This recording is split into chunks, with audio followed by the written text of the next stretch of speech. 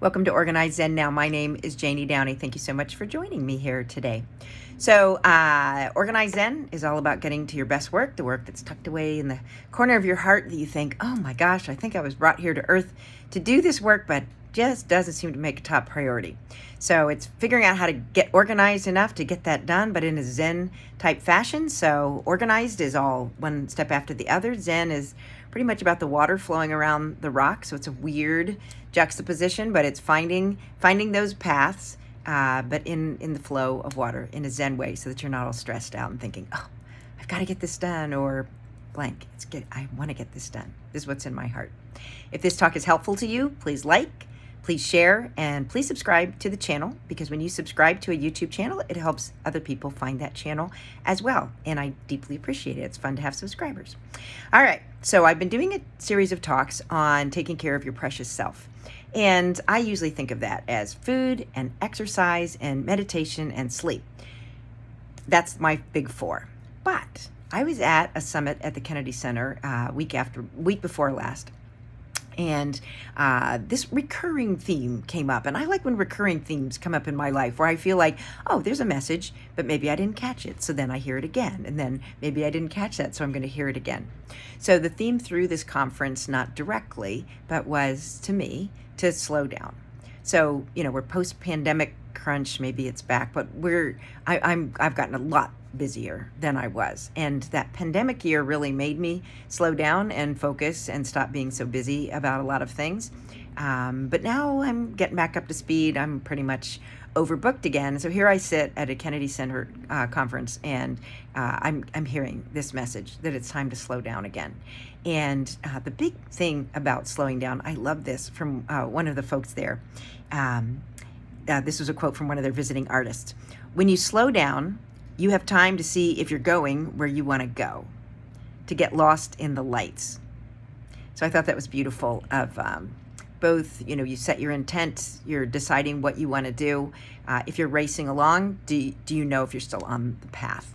And then that last bit about you're in the lights is really that taking pause to be meditative and consider where you are and to see what's around you. So I think that's beautiful. So then one of the ways that obviously came up about this, because it's a Kennedy Center Creative Summit, was to slow down through art and music.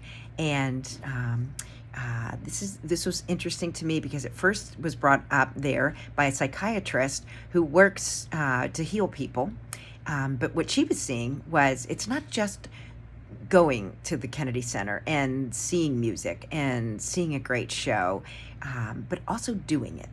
And so what is great that came up from a number of speakers, also, again, this isn't a coordinated pattern, but the messages come through, was that we need to redefine excellence. So if you said, I would love to do more with art and music, but it's easier just to go to it. It's better to go to a show than to act. It's better to go to a musical performance than to try to learn a musical instrument or to sing or to dance.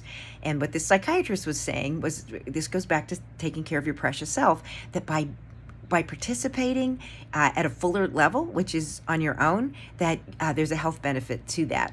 And part of that is slowing down. It's very hard to quickly do art or music. You have to be in it. You have to be where you are.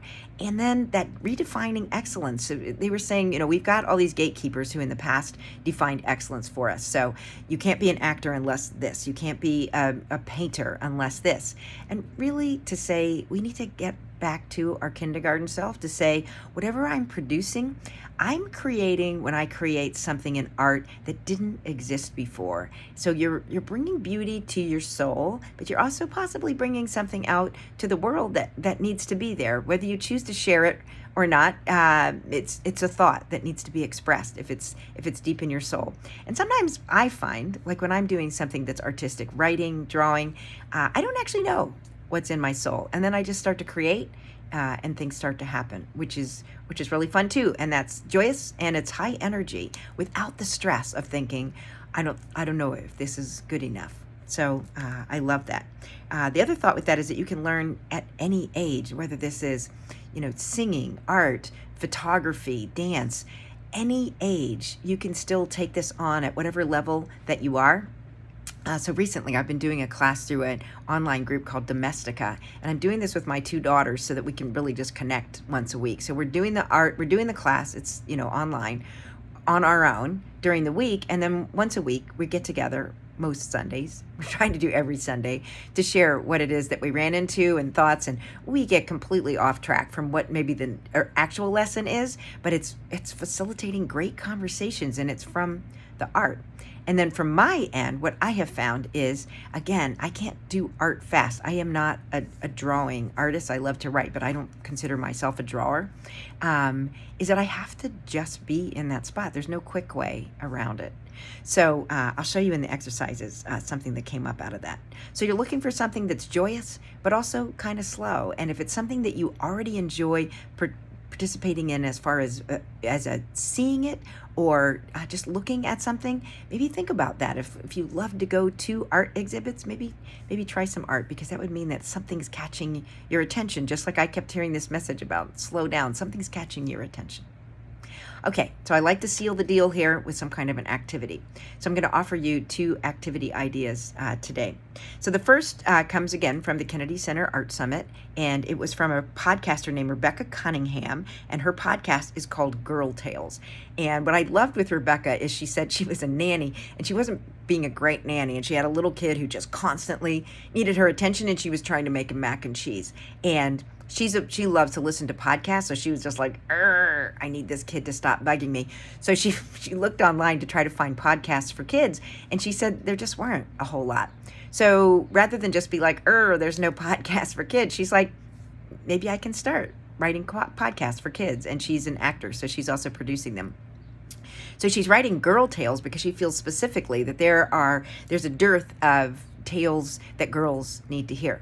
So your first prompt is really from what Rebecca Cunningham asked us, which was, what's a story you needed to hear as a kid but never heard? So what's a story you needed to hear as a kid but never heard? What's a message that you wish that you had seen in, your Dr. Seuss books? So you could make that, you could write it, you could draw it, you could dance it out. But I love that idea. Like, what would have been a nice healing thought to have for you going forward, or an aha moment for you as a kid going forward? Okay, and then the second exercise for you to choose from comes from doing this class with Domestica. So Domestica has tons of classes. So this is just one that my daughters and I chose to do on illustration. And I loved this. This is why I signed up for the class, but it wasn't until the final exercise that we got to this, which was to draw your demons.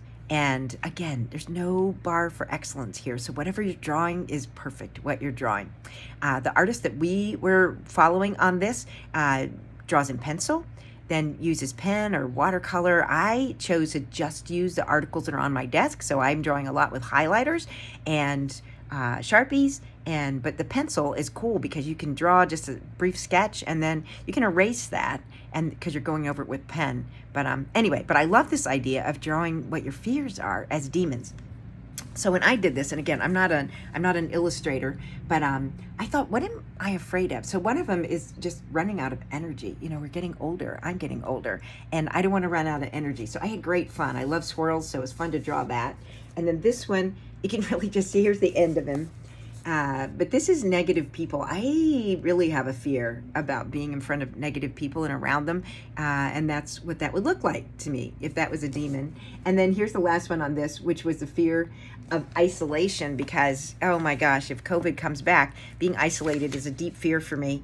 But it was fun to think, what would that look like as a demon? And then after I'd finished those, I went to an exhibit at the Smithsonian on Buddhist Zen Beautiful exhibit at the Asian Art Museum. And there were just some elements of that I thought were so beautiful. I took pictures of. And again, I'm not an illustrator, so normally in the past, I would have let that go. I have a photo. That's kind of fun. But I took some elements from those and drew this. And then I thought, well, what is that? And I thought, you know what? This is the Supreme Court decision that's coming up. This to me is a loss of freedoms. So that's a fear to me, and it's got a sharp point to it.